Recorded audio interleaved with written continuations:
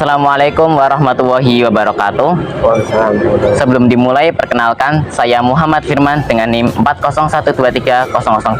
Saya Muhammad Daniel Farani dengan NIM 401230060. Saya Nasrul Anwar NIM 401230038. Saya Salam dengan NIM 401231036.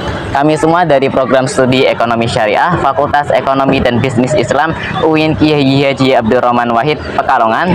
Kami dari kelas Statistik Deskriptif D dengan dosen pengampu Bapak Sunggi Setiawan MM. Di sini kami akan menjelaskan terkait statistik deskriptif dan pengumpulan dan penyajian data. Langsung saja simak video berikut.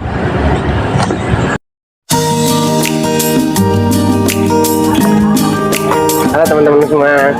Nah, sebelum masuk ke materi, mari kita bahas terlebih dahulu apa itu statistik. Nah, statistik sendiri adalah ilmu yang mempelajari tentang pengumpulan, analisis,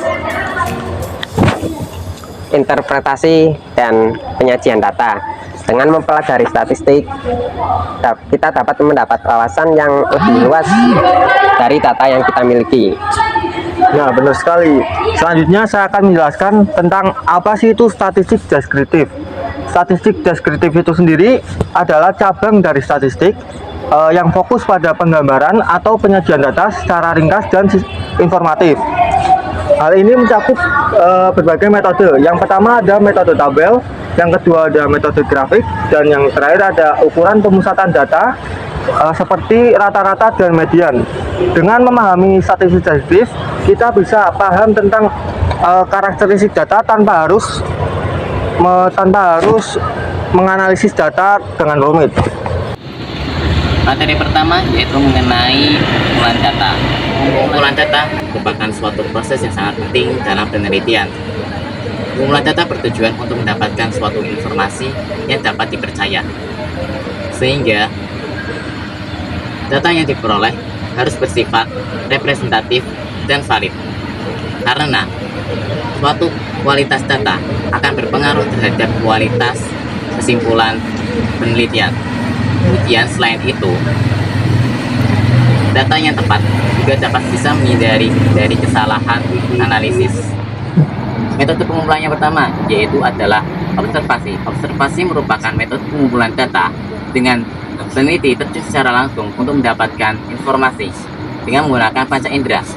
Observasi terbagi menjadi tiga, yaitu observasi partisipatif, yaitu adalah observasi yang mana peneliti terjun secara langsung ke dalam lapangan untuk mengamati kehidupan subjek penelitian. Kemudian yaitu adalah yang kedua yaitu observasi tidak struktur, yaitu adalah observasi yang tanpa adanya pedoman tertentu. Kemudian yaitu observasi selanjutnya yaitu observasi kelompok, yaitu adalah suatu kelompok peneliti terjun secara langsung untuk mengamati secara bersama-sama. Kemudian metode pengumpulan data yang kedua yaitu adalah wawancara. Wawancara adalah suatu metode pengumpulan dengan berinteraksi secara langsung terhadap responden sehingga mendapatkan data atau informasi yang lebih mendalam. Wawancara ini terbagi menjadi dua, yaitu wawancara tidak terstruktur dan wawancara terstruktur. Metode pengumpulan data yang ketiga yaitu adalah metode pengumpulan dengan menggunakan kuesioner. Kuesioner ini merupakan suatu metode pengumpulan data dengan beberapa pertanyaan yang ditulis kemudian diajukan kepada responden. Biasanya metode ini digunakan ketika peneliti telah mengetahui sumber informasi mana yang akan dibutuhkan, kemudian bagaimana cara mengolahnya. Pengumpulan data yang telah dibahas, ada juga beberapa metode yang perlu kita ketahui, yaitu pengumpulan fisik. Itu mengumpulkan data dari objek fisik dengan cara memetakan objek tersebut ke dalam angka-angka. Kemudian percobaan laboratorium, yaitu mengumpulkan data melalui percobaan desain di laboratorium untuk memperoleh hasil yang lebih terkontrol. Kemudian yang terakhir yaitu focus group discussion, yaitu metode ini melibatkan diskusi kelompok untuk memperoleh data kualitatif. Dalam fokus group discussion ini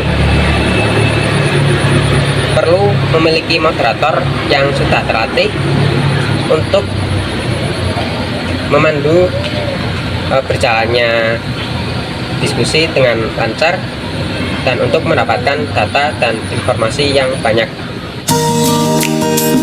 Akan menjelaskan metode penyajian data. Apa sih itu metode penyajian data? Penyajian data adalah langkah penting setelah pengumpulan data. Tujuannya adalah untuk menyampaikan informasi secara jelas dan komunikatif agar mudah dipahami oleh pembaca, serta penyajian data harus lengkap dan menarik agar dapat menarik minat pembaca. Penyajian data yang paling umum adalah tabel. Tabel membantu merangkum informasi dengan cara efisien. Ada berbagai jenis tabel. Yang pertama ada tabel satu arah. Tabel satu arah menunjukkan satu variabel atau karakteristiknya saja. Berikut contoh dari tabel satu arah. Kemudian yang kedua ada tabulasi silang. Tabulasi silang menyajikan dua atau lebih variabel secara bersamaan. Contoh dari tabulasi silang. Kemudian yang terakhir tabel frekuensi. Tabel frekuensi menunjukkan frekuensi atau banyaknya item di setiap kelas. Bisa dilihat contoh dari tabel frekuensi. Nah, untuk dari tabel harus mencakup, yang pertama ada judul tabel, yang kedua judul kolom, terus yang ketiga ada nilai data, dan yang terakhir sumber data agar informatif. Adalah grafik dan diagram. Yang pertama grafik. Grafik merupakan alat visual penyajian data yang sangat efektif. Terdapat dua jenis grafik yang umum digunakan. Yang pertama ada grafik garis atau grafik poligon yang menunjukkan perubahan nilai dari waktu ke waktu. Kemudian yang kedua ada grafik batang atau grafik histogram yang menunjukkan perbandingan antar kategori dengan batang vertikal atau horizontal. Grafik dapat membantu pembaca dalam memahami tren dan pola dalam data secara cepat dan efektif. Nah, berikut adalah contoh dari grafik garis dan grafik batang. Nah, kemudian ada diagram. Diagram juga merupakan cara yang menarik dalam menyajikan sebuah data. Terdapat beberapa jenis diagram. Yang pertama ada diagram batang yang menyajikan antar kategori. Kemudian yang kedua ada diagram garis yang menghubungkan titik-titik data untuk menyajikan keseluruhan hubungan antar variabel. Kemudian yang ketiga ada diagram lingkaran atau pie chart yang menunjukkan proporsi dari keseluruhan dengan bagian-bagian lingkaran. Nah, dengan menggunakan grafik dan diagram, penyajian data menjadi lebih menarik dan dapat lebih mudah dipahami oleh audiens. Berikut adalah contoh-contoh dari diagram.